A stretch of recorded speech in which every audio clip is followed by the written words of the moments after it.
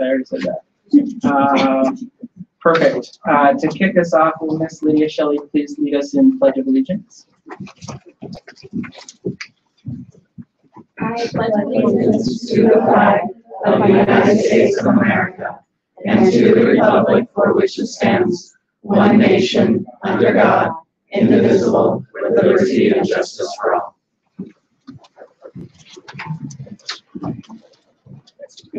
Thank you. Let our roll call reflect all governing board members are present this evening, as well as all members of cabinet. I'd like to welcome everyone to tonight's meeting and remind the audience of the request to address board cards that must be completed and submitted to the board secretary if they wish to speak to an agenda item. Our board policy provides for 2 cards. White cards to be submitted in order to speak to a specific agenda item, and blue cards to be submitted in order to speak during public comments. Our policy also states there is a 5-minute maximum time limit per speaker. Due to the open meeting law, board members are not allowed to address items that are not on the agenda. If you do not want to address the board, but wish to give your comments in writing, you may also do so on a goldenrod sheet, and all members will receive a copy. May I have an approval of agenda, please?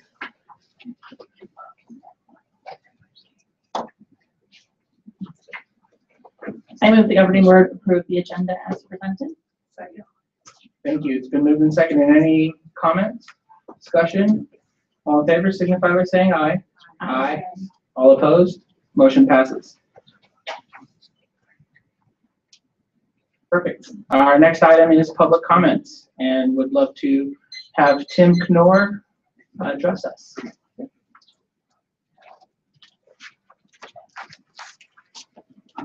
Do we just, this is so weird, we're not going We just wanted to tell you something really exciting that's going on within the district. And I'm going to contact Mrs. Tim Knorr. We're going to tell you about the Creighton Explorers and Adventures. So, yeah, we're just here to kind of gain support and really spread the word. We were kind of a small group of CEA members who decided to start a hiking club. And we kind of discussed who we wanted to invite and what's happening. And so we decided just to make it open to all Creighton School District employees, their families. We've even had a couple of friends join us. And we really just want to kind of bring the community together in kind of a non-school setting, just for us to be active and engaging and kind of healthy activities. So we're going to be, hiking. We're talking about going rock climbing and just kind of all sorts of adventures. Okay. You can follow us on social media. So we have 2 pages. One, I'm pitching twice the CEA, the Creighton Education Association, and then also with the same acronym we have CEA, Creighton Explorers and Adventures. Also on social media, we'll update our hikes, we'll post some pictures and things like that. And just give all kinds of information via that website. And then we would like to invite anybody that would like to join us to our next hike, which is this Saturday on the 24th. It starts at 8 a.m. and we are doing the Fifth Peak, the Circumference Trail, not to be crazy stairmaster steroids trail. The Circumference Trail, which is great for anybody who's beginner or intermediate. It should take about an hour and a half or so, and then we'll do a fun breakfast afterward as well with our company and support our local business. So we're going to do hikes every second and support that. If anybody welcome to that. Thank you. Thank you. Our next order of business is the superintendent's report.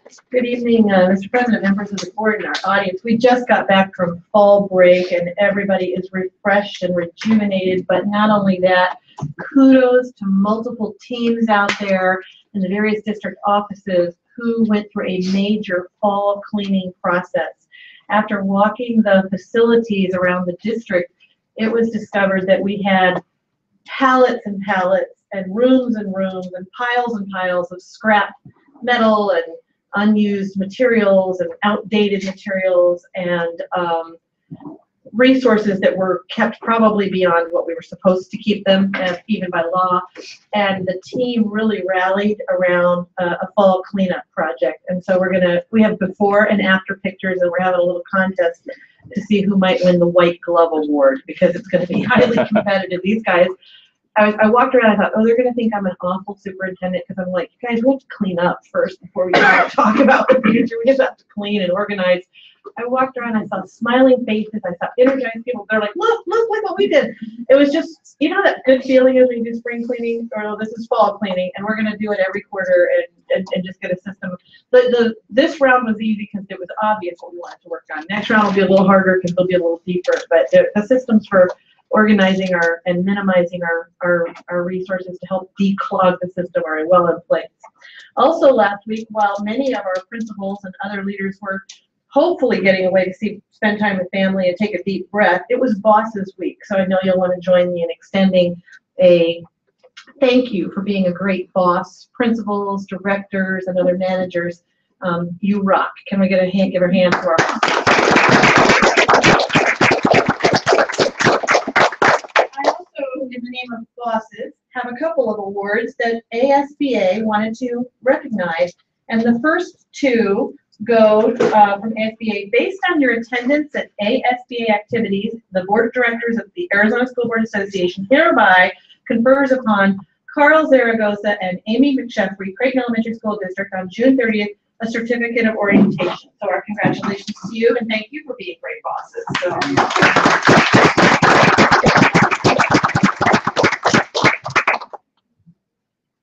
Further, the Arizona School Board Association with the next step and has an Academy of Boardsmanship Award for commitment to board development and continuing education attainment. The Board of Directors of the Arizona School Board Association hereby confers the Associate of Boardsmanship Award to Annette Sexton Ruiz of the Creighton Elementary School District. So congratulations.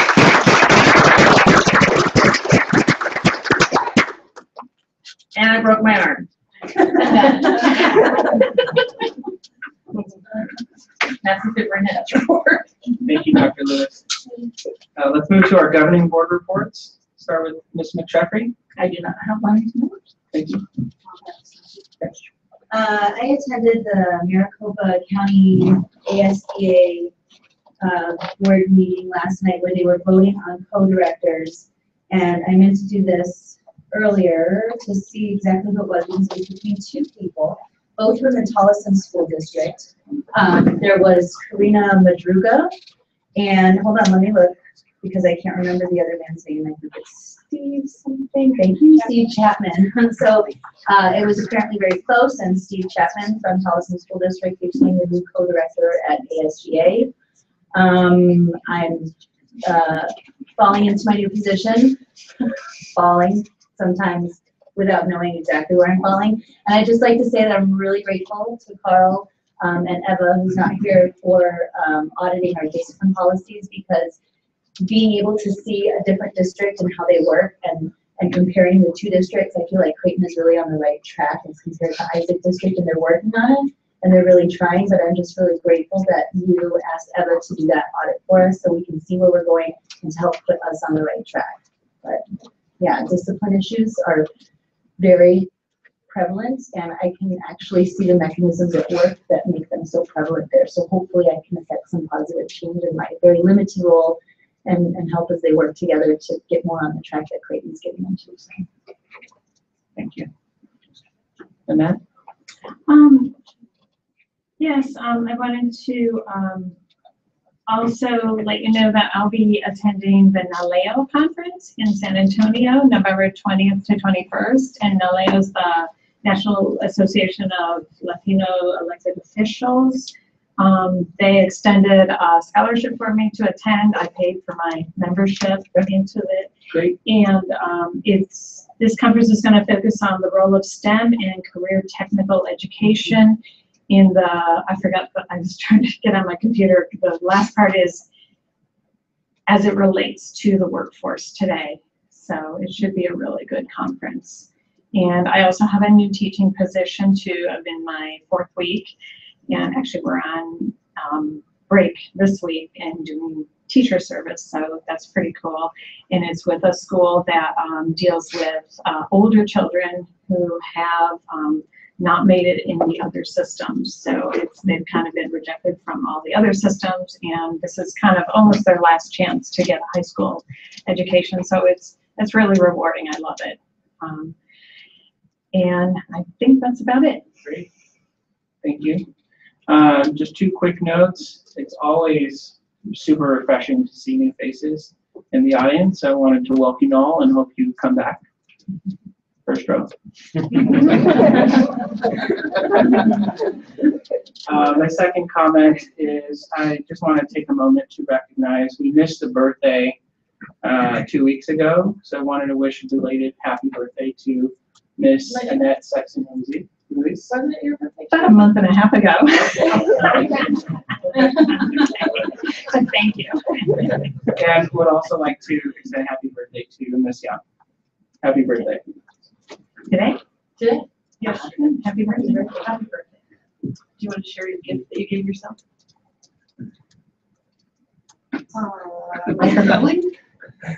Was that Hammer drill, and I fell off the ladder. So it's Donut Break Your Arm Month. I just hope you all stay healthy because I think we work well together. And we will move on. Our next agenda item is the consent agenda.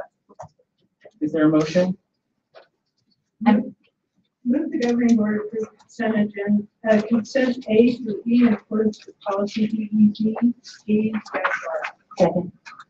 It's been moved and seconded. Is there any discussion for consent? Seeing none, all in favor signify by saying aye. Aye. All opposed?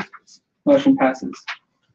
Our next agenda item is under educational services, a presentation of Papago School's co-robotics CompuGirls fall break course.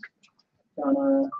It's my pleasure to introduce Jeff Geyer and a team who are going to share what our girls are continuing to learn, have been involved in this very exciting grant. It was really fun to see them working on a combination of social justice with robotics. Unique combination. Thank you, Dr. Lewis, members of the board and cabinet. I'm not going to spend a lot of time up here. I want to really showcase these people here, but I want to just let you know that there were about 35 students, 7th and 8th grade boys and girls, and a couple of really terrific teachers, and some other people who sacrificed some time over the break for a very worthy cause to have a robotics program going. And some of these people have been involved in it before, some were brand new to this, and so tonight we have a brief PowerPoint, and we'll let them present that to kind of showcase what they did over the break. I'm going to take some photos for Twitter, so I'll try to be unobtrusive, but definitely want to capture this on social media. A special thanks, just before they start, I want special thanks to the IT department who dealt with our ongoing sudden needs, and as they do all the time with everything, but really great job from the IT department. All right, we're going to have our 8th grade CompuGirls who are here to help us introduce themselves. Hello, my name is Jacqueline Mulhay. Hi, my name is Bethany Delmore. Hi, my name is Jessica Flores. Hi, my name is Jackie. All right, and I'm Tim Knorr. I'm a 3rd grade teacher, ELD at Papago. And I'm Amelia Block, 3rd grade teacher, ELD at Papago. Okay, and we're just going to do a quick presentation. We did our CompuGirls and what we called our CompuKids, which was a co-ed group. And it's part of a larger grant that I'm going to speak about. The whole mission empowering mostly young girls with the CompuGirls and STEM education, hands-on, really focusing on getting them to become technology leaders of the future. So CompuGirls was a $500,000 NSF grant. And Papago worked in partnership with ASU, the School of Social Transformation, and the Center for Gender Equity in Science and Technology. We also worked with Dr. Williams, who is a professor out of Marquette University in Milwaukee. And we had a few other universities that kind of gave us some supplemental material. So our mission was to provide the opportunity for Papago students to experience hands-on STEM projects while in conjunction integrate the themes of social justice and gender equality. So how this worked was day one, we had a guest speaker coming from ASU. Her name was Dr. Cynthia M. That's a really hard last name. And she kind of broke the teams apart and we discussed what kind of social issues we can work through as working through robotics. So of course the ladies felt they were underachieving in science and in engineering. So this was a way that she was able to talk to them through the process of engaging themselves and working harder through this week. Okay, and then we're going to have our 8th grade girls speak a little bit about what we actually did. So our first thing was with constructing hands-on circuit. Go ahead, Lynn. What we did, we just like build a little car by putting all the stuff in order. We put all the circuits in its places by using red as a positive and black as a negative. With the positive and negative, we created a card to move. But in order for that to happen, we had to go in the computer and code what we wanted our robot to do, like move how much forward and move how much back.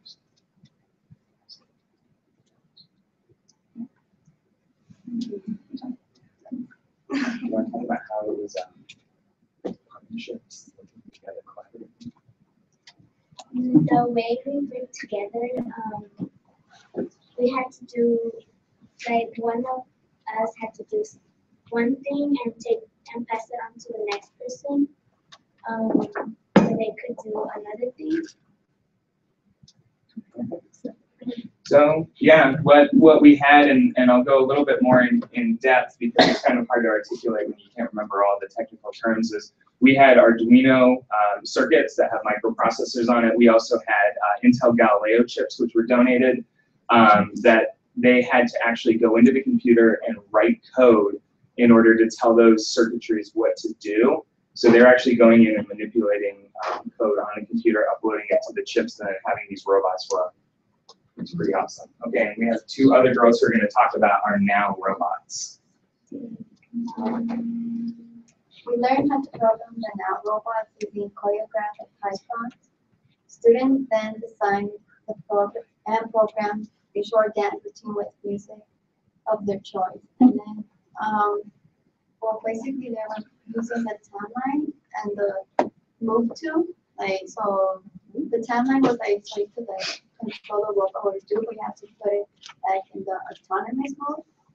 Then you grab it, yeah, and then you could make it like move its head, arm, you know. So that's what they were using, and the move to also, like you could tell it to move to the side or to the other side, back and forth. And something that's really awesome is ASU brought these robots in along with Marquette, and each of these robots costs about $10,000 if you want to buy them online. So it was a really awesome opportunity for, you know, the 40 middle school students to actually work with, you know, advanced technology. I mean, this is stuff coming out of universities, and the stuff they did was absolutely phenomenal, the stuff they were able to accomplish. Something else that we really focused on too was just team building and you know, really bringing everything together collaboratively.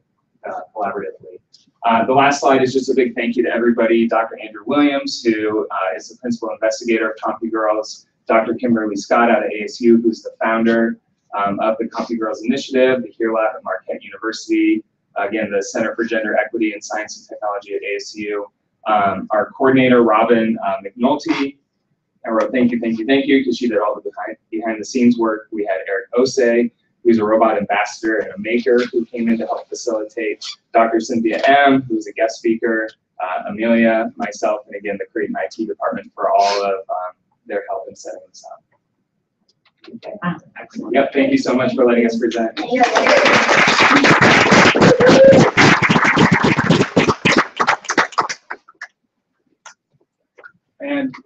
your time for questions. Oh, yeah, sorry, ladies, if Wait, we have questions, sorry. Yeah, bring them on. Hopefully not like a cross-examination. Yeah. And I hope our ladies feel, if you guys don't feel comfortable, just let us know, but I want you to answer. I have a question. I did hear about CompuGirls at a convention. I can't remember if it was national or local, but that's so great that we were able to bring it to our school at Papago. It's really awesome, and that 40 students were affected by it and got to see it. So robotics and social issues. Can one of you girls tell me what social issues you learned about while doing this?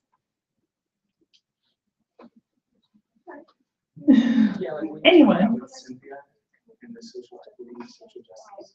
Yep, go for it. Go for it. What we learned about with the social justice issues were racial profiling,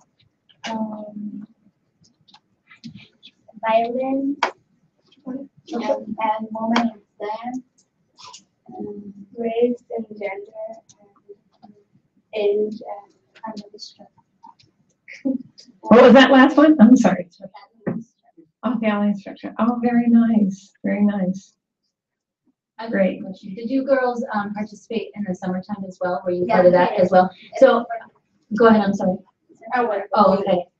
I'm just curious, do you feel more confident now, like in your science classes? Did that boost your confidence as far as your abilities in science and what you can do? Yeah. Yes. Yeah? Have you all decided where you're going to go to high school? Yeah. Do you want to share that? Oh, I want to go to Madison to Creighton.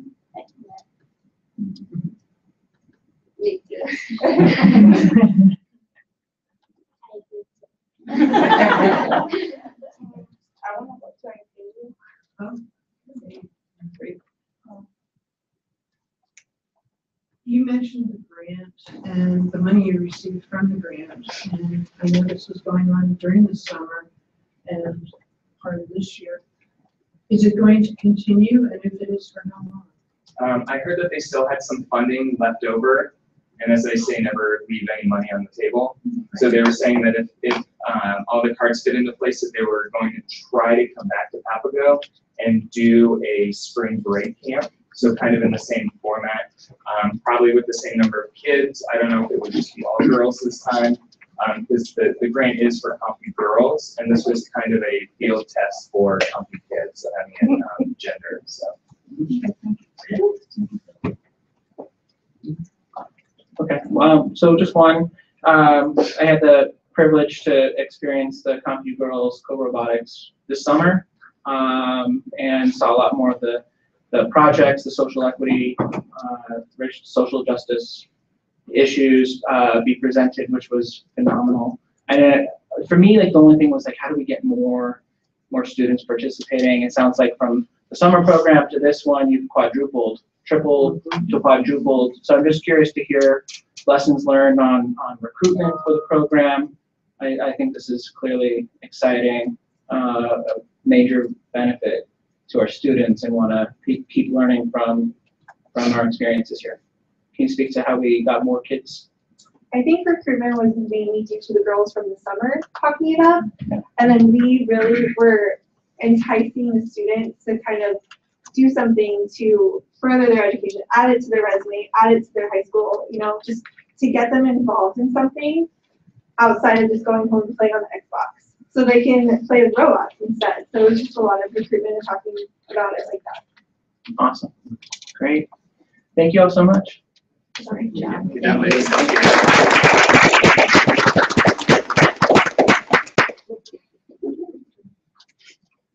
Our next agenda item is our quarterly student achievement data. So Dr. Sue Peterson has the distinct privilege to follow that. Well, an issue is kind of an appropriate term as we slide into this, because currently, as a state, we're in really a precarious position with data. And so it does present itself with an issue for us as a district to the school districts is we're trying to determine the validity of data and how do we use it right now, because there's that shifting process that's happening right now. So that was a nice meeting, so thank you. So we're going to present to you tonight just a brief overview as we looked at what kind of data would make some value to bring to you, to share with you as we are making this transition. And so what we rested upon as a team is we looked at bringing forward a comparison of 2 years of the comprehensive assessment where they do the pre and the post for the last 2 years, and really take a look at the student class and their growth versus percentages for individual students. So we're looking at the student growth, and then we'll take a view at the Zella scores, and then finally we'll be taking a look at the Ames science assessment, because that was one that has been continuing. So, so just to be clear, this is not AZ Merit. This is AZ Merit. that's embargoed, right? That's all embargoed. So we'll be coming back in November, and we'll be able to share our AZ Merit. And we'll be able to see if this stuff matches, which it should. Galileo. Well, that's interesting that you asked that, because currently, as the first benchmark was given, as those results came back, they were not aligned with AZ Merit. So what we did is we asked API to please begin working on their benchmark, our benchmark one, the first quarter, and align it to AZ Merit. Okay. So they've done that, and then our further quarterly reports will have a comparison with AZ Merit. Okay. So we're trying to do the best to merge that change. Thank you. You're welcome. And please feel free to ask questions as we so again, here's what I said, this is the assessments that we'll be looking at. We've got your comprehensive pre-assessments and the post-assessment, games and science and as well. So again, we talked about how we're going to be sharing the student growth by class. So this is looking at percentage of growth between the classes as a whole from 13-14 to 14-15. So it's in the categories of exceeded, maintained, and not maintained. And as you can see, in 13-14, the student growth with exceeded was 44%, and then we did have a decline in the 14-15 to a 19%. So there's actually a 25% change in student growth within that exceeded area. Well, can I just ask? Please. I just need to get reset here. So I know like statewide, like Zella is different, but what's the baseline here? Did this test change too? Like are the standards different? Comparison between the 13-14 and 14-15 on the same assessment. Okay, so this is a fair analysis. Correct. This is the same assessment that was given 2 years ago. Okay, thank you. Okay, you're welcome. And you can see that in the maintained area, we had a 9% positive increase, and in the non-maintained, we went from 7% to a 23%. So there was an increase of students' growth in the non-maintained by 16%. That's in the English language arts, and you can see the math is on the right side. So again, a decrease of student growth residing in the exceeds area, and then increase of 25% in the maintained, but then also an increase in the non-maintained by 12%. Excuse me, I'm just wondering, do you have the data historically from when,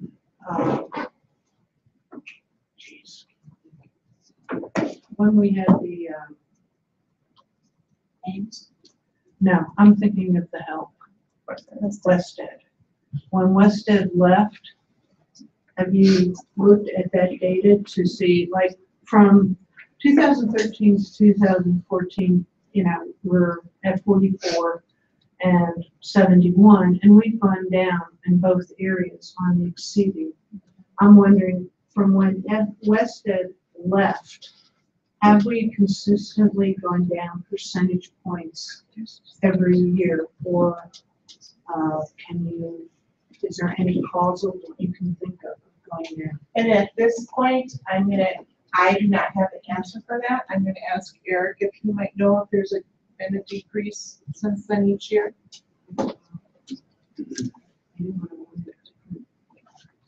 So one point of comparison, the data that we're looking at here is different. We didn't give these assessments when we were engaged in formal partnership. So it's not the same. What we did track was our overall percentage of students passing on an ELA reading and mathematics. What we could see over the last 2 years of that partnership, and as we moved into the sustainability phase, there has been a leveling off of student achievement and a slight increasing gap between the performance of our students and the performance of students across the state. So we are seeing an opening up of where our kids are as compared to their peers across the state. When Ames was good, we can't create that comparison now. We're looking to AZ Merit for the future as we go through the learning process. When you say there's a gap, are we on the upper part of the gap or below the gap? We're going.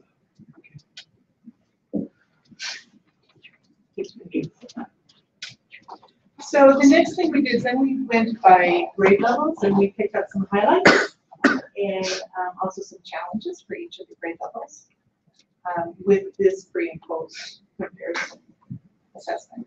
So the successes that we were able to identify was a 17% increase in the students moving to high achievement in ELA from 2014.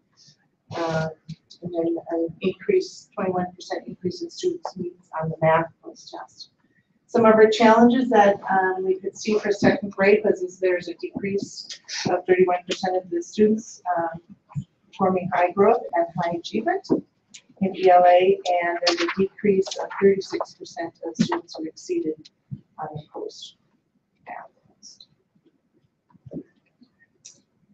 And again, you'll see successes and challenges with third grade, the increase in the high achievement in ELA, and only 3% of the kids fell far below. And challenge would be a decrease of 21% of the kids performing high growth and high achievement, and 16% in the far below.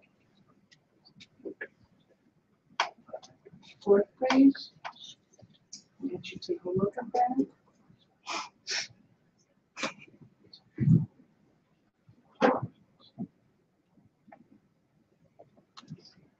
So in fourth grade, the success was there was actually a decrease of the kids in far below. The challenge, the challenge is a 23% increase in math, but no achievement.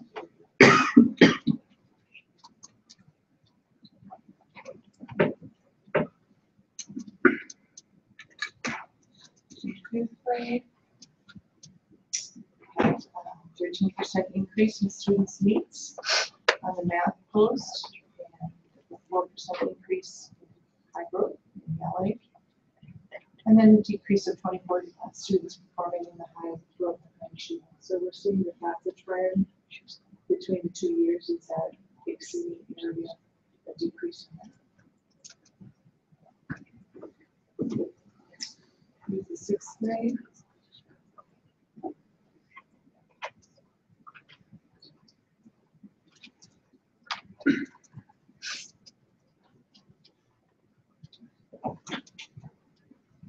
Seven, 5% increase in students moving to high growth in ELA, and 10% on math, a decrease of 6% of the kids falling far below.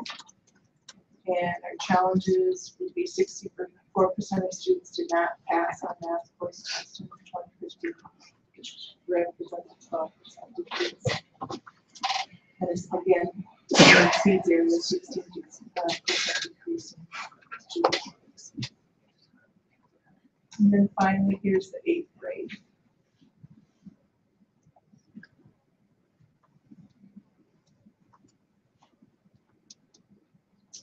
challenge areas, 20% increase of students in the low growth and low achievement and ELA, and 20% increase in students.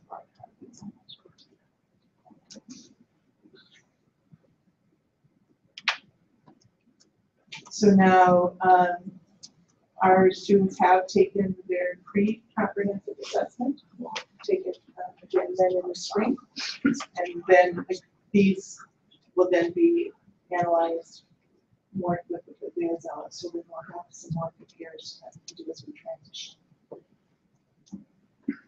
Here's a quick look at the Azella graph. It's positive news for our district. So on that one, Dr. Peterson, like what are the secrets in 5th and 8th grade that we can maybe learn from for the rest? It looks like we're clearly doing something much better in those grades here. And that will be something that I will have to be looking into. Yeah. Because at this point, all of my set data is still new to me. Yeah. Eric, Tyson, do you have any input on that? What we know about Azella are that there are some structural differences after, like between 2nd and 3rd, between 5th and 6th, and then again at 8th. So the assessment actually becomes much more rigorous between 2nd and 3rd. That's why you see that great decrease. Mm-hmm. And then students build their language proficiency skills progressively in grades 3, 4, and 5. So you see that progression and those higher levels of performance at grade 5. So it's really critical to push students to reclassify while they're in K1 and 2, if we can. And then that helps them move out of the program prior to moving into the grade where the assessment becomes more rigorous. It's just really about the progressive nature of the assessment and the cumulative nature of language learning over time. So within that range, 3, 4, 5, it's essentially start with a new foundation, and they work over time to develop their language skills.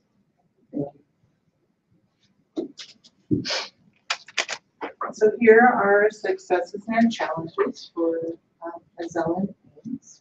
We have 34% proficiency rate in Azella, which exceeded the state proficiency guideline of 25% throughout the celebration. And then our challenges is that there is an increase of 5% of students demonstrating basic or pre-emergent levels, so there's more in that lower level. And then an average decrease of 19% of our students meeting the science assessment. So as we look at the student growth with the classes, overall there was an increase in student achievement, but general increase of students with lower growth and lower achievement. There's a general decrease in the percentage of the students who exceeded, and we consistently saw that across each of our slides. So that's definitely something that we have to be examining and looking at our practices for the gifted students and our high achieving students to help increase the number of students who have that area. And then the Azella proficiency continues to be higher than the state guidelines. And again, moving coming back in November, because then the embargo will be off for AZ merits, and then we'll be able to give a more detailed report assess when assessment showed for that. And then continuing throughout the year, being able to align our assessment that will be here in comparison with so that AZ merits, so that we can have a better understanding of the process. Any other questions? So when AZ Merit comes out, we won't really, the only thing we'll have to compare that to is other districts, other kids in the state. It's really a baseline. Yeah. And so we won't have any comparison, obviously, from 30 years across. We'll be able to look at it from a state perspective, so especially the state, where our students resonated in comparison to the two.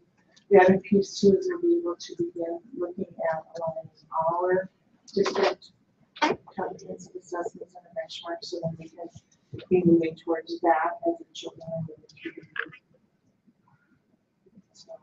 it's an interesting time. And then, of course, we'll get the spring results when we do that, and then we'll be able to start building our baseline results, because then we'll have 2 years that we'll be able to look at. So I have a few more. So something I've appreciated in the past would be the data that we would be presented that had comparative student achievement from school to school, grade level by grade level. That gave us a much clearer opportunity to examine where are the gaps. And also, at times, we've had some displays by student categories, AYP, and we could identify how different student groups were doing.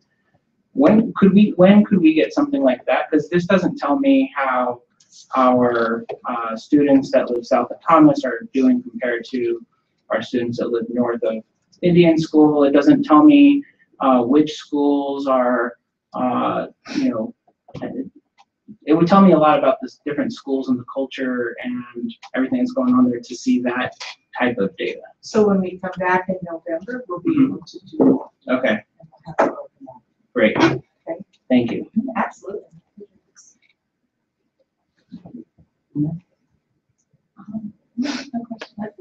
Thank you. Thank you, Dr. Peterson.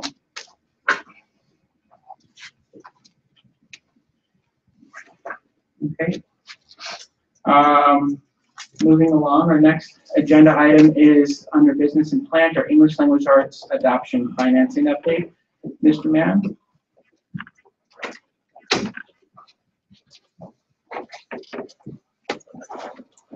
Mr. President, members of the board, Dr. Lewis, members of cabinet. It's my pleasure to come back and give an update on our progress with the procurement of the English language arts adoption that was presented to you a few board meetings back. Just to kind of summarize where we were when we had come forward and talked about the adoption itself, and the board had approved the adoption. We were moving forward with a plan where the 3 components of the adoption, the technology components, the online program for grades 6 through 8, and the more traditional materials for grades K through 5, would all be purchased through a lease purchase arrangement with Dell Computer Corporation. I have to give big kudos to our purchasing department. As we were rolling through that process, they identified that technically that K-5 adoption piece, because of the nature of the content, wasn't really eligible to be purchased through that procurement vehicle. So once we discovered that that was the case, we kind of rolled back and said, okay, let's take this opportunity to review everything that we're doing with this purchase. And what we discovered was we had several alternate means of procuring the materials, and that ultimately, if we restructured it, we could save money by having a different structure prepared for that. So I'm just going to go through the 3 components very quickly with you, just to give you a sense of where we're at with them. This will make perfect sense to you. The computers, leasing those from Dell Computers, that's the best possible model. So that's, that's obviously what Dell Computers is set up to do from a leasing component. When we rebroke things out, what we discovered was if we were going to go with a different procurement model for the K-5 piece, we actually had sufficient room within that district additional assistance override money to actually purchase the 6 through 8 materials outright without having to do any leasing or financing. And so obviously that's going to save us money in the long run, because that portion of the purchase won't carry any fees or interest associated with it whatsoever. And then the K-5 piece, we're currently in the process of negotiating, and we have it down to 2 possible lease vendors. One of them is US Bank, who is our normal provider of banking services. We're already under contract with them, so that's a really easy one. And then in further communications and conversations with the publishing house, we discovered that they also have a vehicle for doing a lease purchase or a finance purchase arrangement. And so really the comparison at this point between those 2 pieces is we'll beat them up on who can get us the lowest interest rate. So as we move forward, we'll go ahead and get that finalized, but that purchase was slated to take place after January, because those materials are latest and greatest. They're going through their final edits, and they're not even available to us at this time. So I don't know if there's any questions, but that's basically the update. And just, for transparency, we wanted to make sure that we let you know that there were some changes to how we were procuring things. Thank you. Questions? Go ahead, Amy. So for something that is this large, like I've actually had to do not exactly this, obviously, but lease equipment. And I discovered there's all different companies. I mean, why not get 3 bids for something so large on a leasing kind of thing? When we did, I didn't give you quite kind of all the planning steps we went through, but Cindy Hawk, who's our purchasing person, started by doing 3 bids, from which US Bank was the best of those 3 bids. And then when the McGraw-Hill option was made apparent to us, we said, okay, we'll take one more swag between these two and see if they can come in under, then obviously they'll save us even more money. So our worst case scenario is we have the best of 3 bids. Our best case scenario is we find an even lower cost option. That's a great point of order. You ideally always want to go out and get at least a round of 3 bids before you make a decision. So I know with the recent discussions we've had about taxes and the questions we've had, I think saving money is always not even without those other questions, it's always the right option.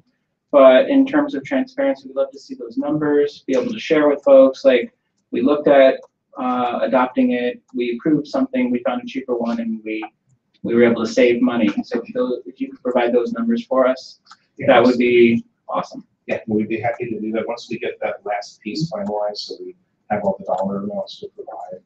We can certainly provide that through that in between board meeting report out mechanism. I think would probably be the easiest way. Yeah, great. Thank you, Mr. Mann. Any other questions? Thank you. Thank you very much. Our next agenda item is under general. This is the discussion and consideration on dedication of the William T. Mackin School's Lucille Bailey Wing. Dr. Lewis? Yes, Mrs. Young brought this agenda item to us, and I know has done some research and has some thoughts that we might want to consider as we move forward. Thank you, Dr. Lewis. First thing, for the record, her name, the first name is spelled with 1 L. The last name in the board docs is correct. It's B-A-I-L-E-Y. I know last board meeting it was spelled somewhat different, but this is correct with 1 L on the Lucille. Before I go into everything, I'd like to bring up some points I've been reading, and my eyes are crossed right now. But when we were going for a superintendent, it was brought out some of the history of Creighton School. And Creighton School was known as Goosetown School. Reason I found out the reason why. There was a goose farm on 24th Street in McDowell, and you could hear the geese make their noises for miles. And so since Creighton was also on McDowell, we were Goosetown School. And there had to be a logical explanation. Okay. And also, in 1884 is when we became a school district, number 14. We were not Creighton in 1884. We were East Phoenix District, number 14. And it changed to Creighton, and it was never done officially. It kind of just evolved. In fact, it was talking, one page was East Phoenix District, and the next page was Creighton. And it was kind of confusing. I learned these things from Lucille. Her dissertation on Creighton Elementary, a chronicle of Creighton Elementary School. I've gotten through 100 pages. It's pretty good reading. It's quite interesting. Basically, I have some things here. She graduated in 1922. And she graduated from Tempe Normal School of Arizona. This is a copy of her graduation. It was a 2-year program for teachers. You can look at it if you wish. It's copies. Everything I have is a copy. And they had a course and an exam, a 2-year course. And then in 1932, she got her BA in education. She also went to other colleges. In 1947, she did get her master's, and at that time, ASU was Arizona State Teachers College at Tempe. This is a copy of her master's degree. I'm sorry. Anyway, she started teaching at Mackin in 1934. She was principal of Mackin in 1950 until she retired in 1967. I know I'm not doing a really good bio of her. It's probably been done a lot better by people in the past. This is kind of quick. So she worked for the Creighton School District from 1934 to 1967, a total of 43 years, which is quite an accomplishment. She did die in 1983 at 81. The only survivor, she had no immediate family that survived her. Her cousins were her survivors. When I saw this, I know they replaced, this was a photo that appeared in the newspaper. It shows her with kids going on. It's kind of cute. I liked it. Kids on the school bus when she was principal. This is another picture of her. I talked to various people about this. They replaced most of the, I think there's still a part of the original wing, but Building C basically at Mackin replaces a Bailey wing. I talked to various people, and I was told that it's not referred to the Bailey wing anymore, even though it was referred to as a Bailey wing at the last board meeting. I'm confused, and other people referred to it. But anyway, I was told that we shouldn't rededicate Building C to Miss Bailey due to the fact that the connotation, because the Bailey wing was so worn down, and the community thinks of it as rat infested, and if we give that name again, they're going to think of the new building as rat infested, just the connotation and all this other stuff. And the link to the name and the bad condition the other building is. My opinion on that is it's our fault that the building's worn down. It's not Miss Bailey's fault. She dedicated 43 years of her life to the Creighton School District. I did talk to Roy, and he's not here tonight. I said I'd mention his name. But he had a great idea. Instead of calling it the Bailey Wing, if we just put a plaque on Building C honoring Lucille Bailey and her dedication to the Creighton School, Mackin School especially. He also told me he heard rumors that she, as a principal, used to have a cot in her office and sleep there at times when things were going on. So, you know, I would like to go with Roy's idea. If somebody wants to call it the Bailey Wing unofficially, that's fine. But I'd like a plaque on Building C to reflect her dedication to Mackin School. She spent the whole time at Mackin. I'd like basically the school to do it and the community. Rather, I mean, she dedicated her life to the school and the Mackin community. Rather than the board get all involved, I'd rather turn it over to Dr. Lewis to work with Roy or whoever she designates to get it up, and to have the community do this, and in conjunction with the school, or the school in conjunction with the community. And if board members wish to attend the dedication honoring Lucille Bailey, I think we should sit out in the audience and clap loudly. Well, with that in mind, I would like to move that we approve placing a plaque at William T. Mackin School, Building C, honoring Lucille with Warnell Bailey. I second. Thank you. Before we vote, yeah, are there questions or comments from the board? We could maybe like have a cut. Aw. All tired principals.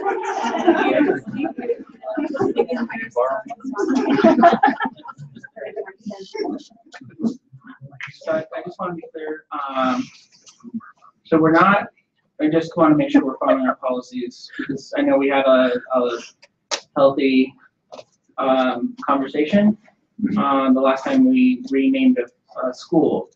So you're not suggesting, just to be clear, that we're naming the facility. Instead, what you're asking, because that would require community input, Right. but we are asking, I'm asking to put a plaque just just in honoring dedication or to honor this educator. this educator who gave her life to Mackin School, and to put it on Building C. Which is much easier than what our policy calls for naming the facility. I just want to make sure that we're clear that we're talking about a plaque, a dedication, not naming a facility. Correct.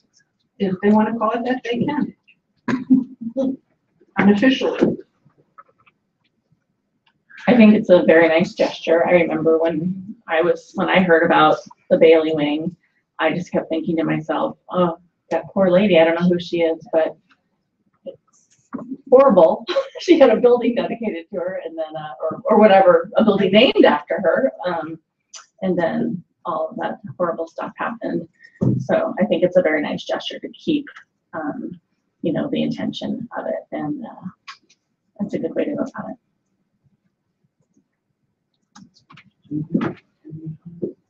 It's still like the time idea, Place of the flag, honoring. Great. All right. All those in favor? Aye. Aye. All opposed? Motion passes. Our next agenda item is the approval of proposed ASBA bylaw change notice. Any, I personally looked through the attachment. There were some minimal policy changes to these bylaws. It looks like they're asking that a past president of the caucus can also be a voting member. I don't know if anything else was. There was two things. There was two things on it. One was the adds that the past president also be part of the board. And the reason being is because they alternate every year. One is with Native American, one is with Latino. So if you put also the past president on, then you're having both on the committee. So that's why that change is asked for. The second one has to do with nominations from the floor when officers are nominated. In the past, it was okay to just the day of the elections, somebody be nominated right then and there and vote. What they're asking here is that written notification be made to the nominating committee and executive director 1 week prior to the annual membership business meeting. So I think if somebody knows that they want to run or be nominated, I think a week is a good idea. Yeah. So as the member of this board who is active with these caucuses, what's your recommendation? I recommend we approve both corrections, or not corrections, amendments to, yeah. And then just procedurally, if we do approve this, this goes to ASBA and they collect the votes of all the different districts? Yeah, Exactly. Okay. I will place your vote and then we'll compile them. It's 2/3, is that what they said? Yeah, 2/3. Yeah. 2/3 of the district have to approve. Other questions or comments? Motion? I move the governing board approve the proposed ASBA bylaw change notice. Second. All those in favor signify by saying aye. Aye. All those opposed? Motion passes. Look at all these unanimous decisions tonight, Dr. Lewis. Winning unanimous group. Our next agenda item, future agenda items. Seeing none, I move to adjourn at 7:02 PM. I might mention, sorry to disrupt the motion to adjourn, because I want to make Mike suffer longer. There is going to be, you've been invited to a Loma Linda garden dedication. I know we're sensitive to naming, but this is a grant that the school received, and you should see the work that they put into it. It is just gorgeous. So if you're available on Saturday, Halloween, Saturday at 10 a.m., I know that the team at Loma Linda would love to see you there and celebrating and honoring their garden. I just have one little comment to make about this. I live in Loma Linda, and it's the Blanche Dugan Memorial Garden, and she actually wrote a book too, similar to Lucille Bagley. And I have a copy of the book. It's just really incredible. It mentions the book. Donna might want to read it. It mentions, you have it in Blanche Dugan? Okay. It mentions it. I just want to call us back to order because it's not for me. Okay. About future agenda items. But what we could do is adjourn and then talk about it casually. I Okay. move to adjourn at 7:03 PM. I second. It's moving second, all in favor? Aye. Meeting adjourned at 7:03.